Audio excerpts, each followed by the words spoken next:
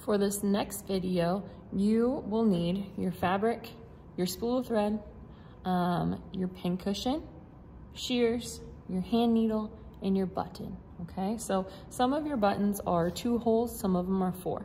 Right now, I'm just gonna stick with a 2 button hole. I think it's a little bit easier, so if you wanna pause the video now and grab a 2 button hole, that's totally fine. If you're up to the challenge, grab the 4 button hole.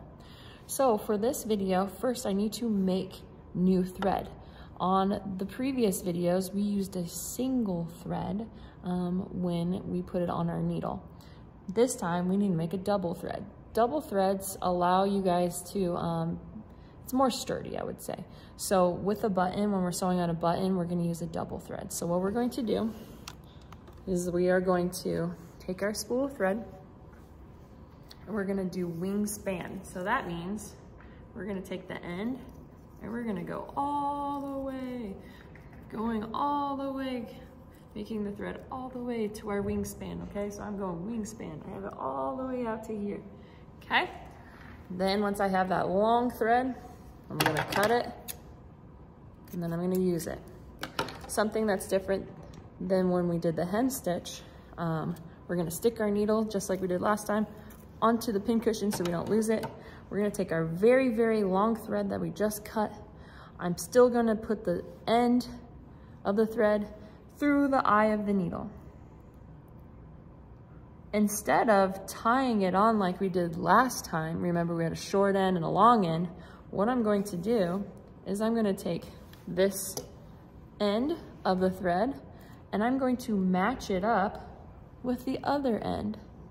Okay, so I'm gonna take the 2 ends, pretend that they are 1, and I'm going to put them together in my hand,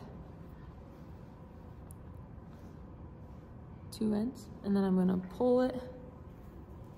And so now you see I have a double thread, okay?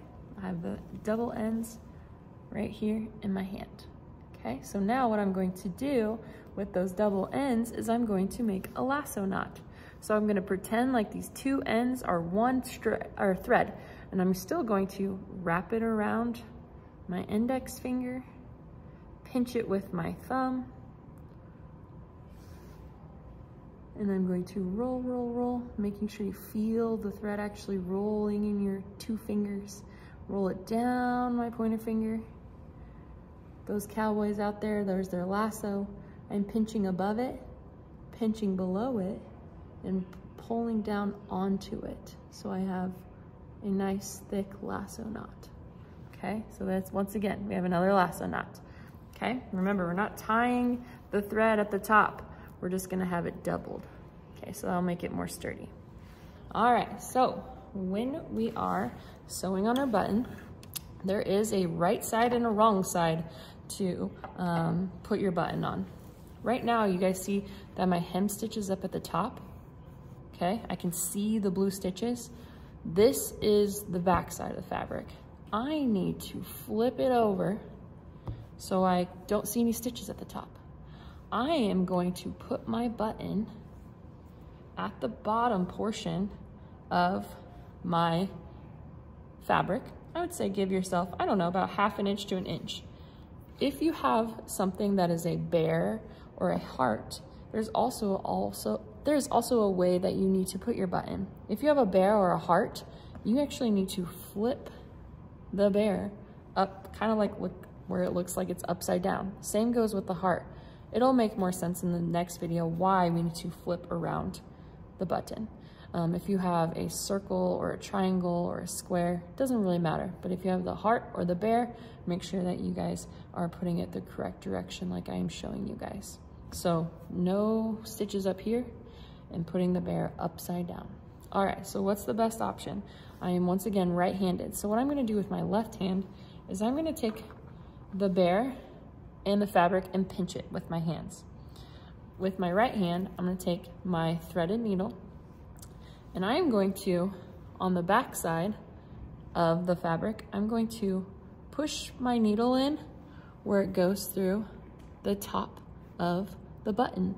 I'm gonna call this the head of the bear. So right now I'm pulling my thread till the lasso knot catches. And right now I'm going through the head of the bear. Next, I need to take my needle and I need to go down through the bear's tummy, okay? Once I've done that, I'm going to pull the thread nice and tight. So I have my first stitch. What I need to do now is I need to do this 3 to 4 more times. So I'm going up through his head, pulling, pulling, pulling till it catches, and then I'm going down through his tummy. Some times when I see kiddos doing the wrong thing is, as my thread is on the back side right now, it's pulling from the back side, I see kids trying to go up and around and go through the bear's head.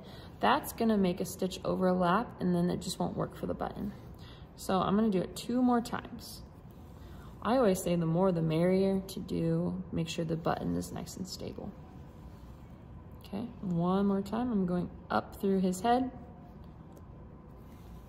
and down through his belly.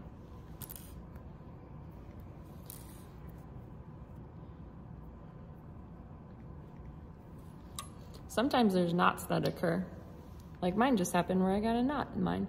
But you know what, that's okay, because this is gonna be the back side of your fabric and that won't really matter. The thread is so thin, sometimes it just gets caught on itself. So I'm just gonna leave that back there versus starting over. And then I'm going down through his belly. All right, so next step, once I have done this 4 to 5 times, I am going to do this thing called a thread shank. This is actually one of your modular activity sheet questions. A thread shank raises the button off the fabric so that fabric can fit underneath the button when we're using it in clothing. So I'm gonna flip over the back side. Like I said, I got this random loop back here because there was a knot that was created. Like I said, it's okay. I am going to push my needle not through a buttonhole, like through his head. Instead, I'm gonna come out the side of the button. So you guys can see I'm not going through a buttonhole, but I'm coming from the back side to the front. I'm pulling it, and now my thread is up at the top. I am now going to create the thread shank. So what I do is I take my hands, get a little bit closer to where the button's at, and I'm going to circle around the button 6 to 7 times, making a thread shank. 4, 5, 6, 7. So I think it's always more the merrier. So now I have created this little shank at the bottom of the thread, and so now fabric can fit underneath the button. I'm gonna take my needle, once I have wrapped it around 7 to 8 times, and I'm going to push it back to the back side again by going near that thread shank I just created. So I'm going to push my needle in the side, and I'm gonna come back to the back side, okay?